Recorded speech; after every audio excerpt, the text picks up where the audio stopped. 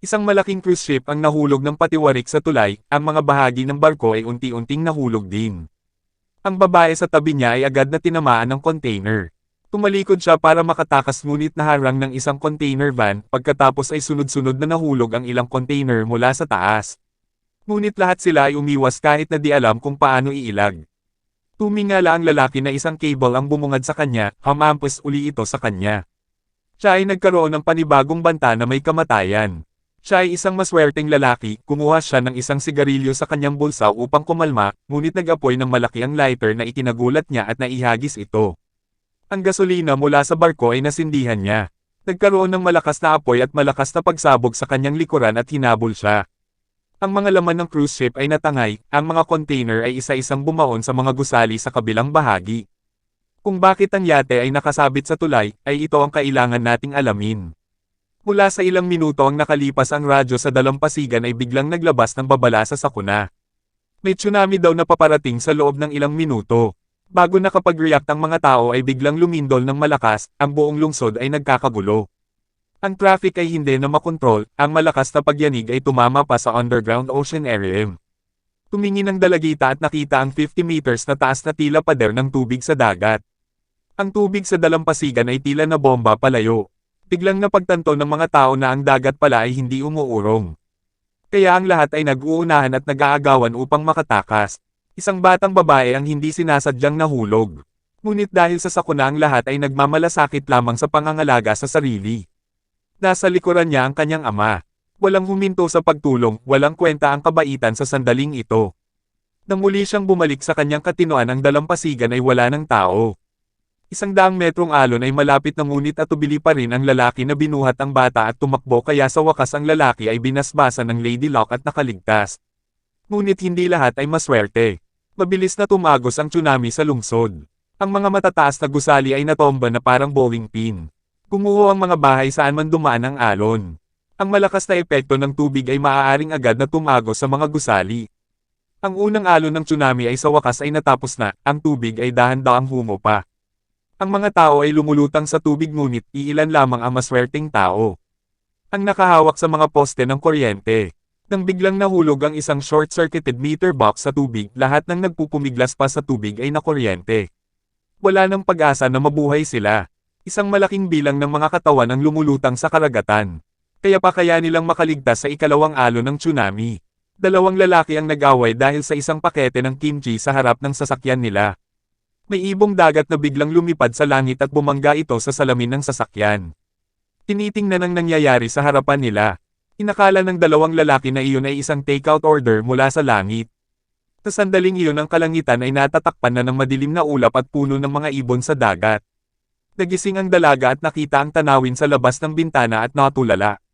Sa kabilang banda ang geologist ay paulit-ulit na nagulat sa kanyang mga nakatataas, na ang mga geological na anomalya na kanyang sinusubaybayan ay nagdudulot ng malubhang problema ngunit hindi pinansin ng pinuno ang kanyang payo at paghatol. Tinabi ng pinuno na mayroong 1,000,000 tao ang damadalo sa kaganapan sa beach, kung walang aksidenteng mangyayari doon pagtatawanan siya ng buong mundo. Pinasag ni Jack ang tangke ng isda at sinabing kapag nabuo ang tsunami ay dadagsa ang dagat sa lungsod sa loob ng 5 minuto. Maaari itong umabot sa 1,000 kilometro bawat oras. Ang tsunami noong 2004 sa Indonesia ay kumitil ng 300,000 buhay sa loob ng 1 oras. Inaasahan niya na ang kanyang mga nakatataas ay gagawa ng maagang pagpili sa pagitan ng pagliligtas ng mga buhay. Habang ang dalawa ay nagtatalo, ang mga maliliit na alimango sa mga siwang ay lumikas na kasama ang kanilang mga kauri. Pagkatapos ay dumating ang mga kawin ng mga ibon sa dagat sa kalangitan. Ang mga ganid na pinuno ay matagumpay na nakalikas sa ilalim ng malaking bilang ng mga police escort. Sa puntong ito ay sinusubukan pa rin ni Jack na hikayatin ang mga pinuno na gumawa ng isang bagay upang iligtas ang lahat. Ngunit ang tsunami ay tahimik na dumating, ang tsunami ay kakalat na sa buong lungsod sa loob ng 3 minuto. Ang ginagawa nila ngayon ay wala ng saysay. Naalala ni Jack na nag-iisa pala ang kanyang anak sa hotel sa tabi ng dagat. Dumating na ang tsunami. Natangay din si Jack ng tubig at hindi makatayo. Ang sitwasyon ng ina ng dalaga ay hindi rin maganda. Nakulong siya sa elevator, ang tubig dagat ay tumatagos sa ilalim ng kanyang mga paa. Patuloy siyang sumisigaw para humingi ng tulong, nagsimula ng mag-ipon ang tubig dagat sa elevator. Binaha ang lungsod sa sandaling ito, buti na lang mataas ang sahig ng kanyang anak na babae. Hindi siya tinangay ng dagat. Nanganganib na ang bata nang masagip ni Jack ang kanyang anak mula sa kamay ng kamatayan. Ang tubig ay dahan-dahang humupa hanggang makikita ang hindi mabilang na mga bangkay na lumulutang sa ibabaw ng dagat. Sa kabilang banda ang kanyang ina ay ganap nang nakalubog sa dagat doon. Sa sandaling yun ay may dumaan na lalaki sa labas ng elevator. Tinabi sa kanya ng kanyang sixth sense na baka may tao sa elevator, kaya kumuha siya ng crowbar at sinimulang sandutin ang elevator at matagumpay itong nabuksan. At ang babae ay nailigtas.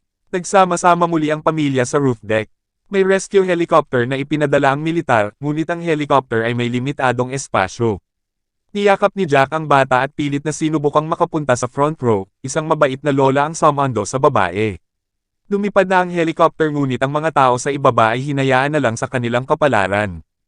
At sa pagkakataong iyon ay muling tumama ang isang bagong alon ng tsunami na ito ay dumating na mas malaki pa kaysa sa nauna, na direktang binalot nito ang kalahati ng kalangitan. Sa pagkakataong ito ay hindi na natin alam kung sino ang maswerteng tao na makakaligtas ng may pagpapala ng Diyos. Ang ikalawang alon ng tsunami ay muling tumama sa buong lungsod. Ang isang lifeguard ay nakatanggap ng emergency rescue mission. Isang magkasintahan ang nasa isang yate nang tumama ang tsunami.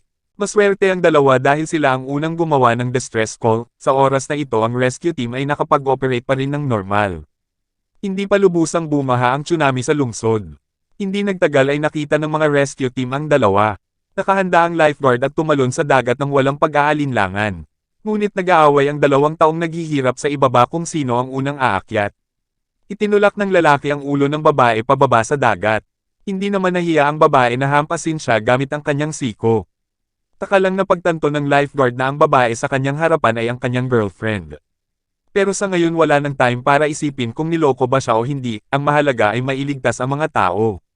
Nailigtas muna ang babae, ang lalaking nahimatay ay tinalian din ng lifeguard ng lubid, ngunit bigla siyang nagising at nagsimulang magpumiglas, kaya hindi niya sinasadyang nahawakan ang lubid at nahulog uli sa dagat. Bagamat maalo ng agos sa dagat at bagamat ang bumagsak ay kanyang karibal sa pag-ibig. Ang lifeguard ay wala pa ring magagawa kundi itali ang lubid at tumalon muli sa dagat upang iligtas ang mga tao na ito. Sa pagkakataong ito ay hindi na naglakas loob na gumalaw ang lalaki. Ngunit isang aberya ang nangyari. Tumigil sa pagtakbo ang lubid at hindi makayanan ang bigat ng 2 tao. At unti-unti na itong napuputol. Tinubukan ng mga kasamahan sa itaas na hilahin ang lubid gamit ang kanilang mga kamay. Ngunit bibigay na ang lubid, ang lifeguard ay huminga ng malalim at nagtanong sa kanyang mga kasamahan. Ang mga kasamahan niya ay walang oras na mag-isip, sumagot sila ng yes.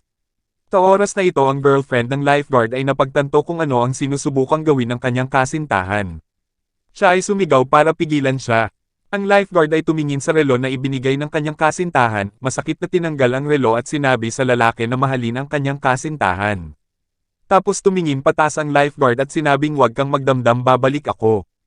Sabay inilabas niya kanyang kutsilyo. Sa huling sandali tumingin siya sa girlfriend niya. Tumingin din siya sa dagat, pagkatapos ay pinutol niya ang tali gamit ang kutsilyo. Nahulog siya sa dagat, bagamat isa siyang lifeguard, ngunit ang antas ng kapahamakan na ito ay imposible para sa kanya na mabuhay. Ginamit niya ang kanyang tungkulin at ang kanyang buhay para iligtas ang kanyang girlfriend at ang kalaguyo nito, kahit na nagtaksil ito sa kanya. Makalipas ang ilang oras ay natanggap na ng buong lakas ang tsunami.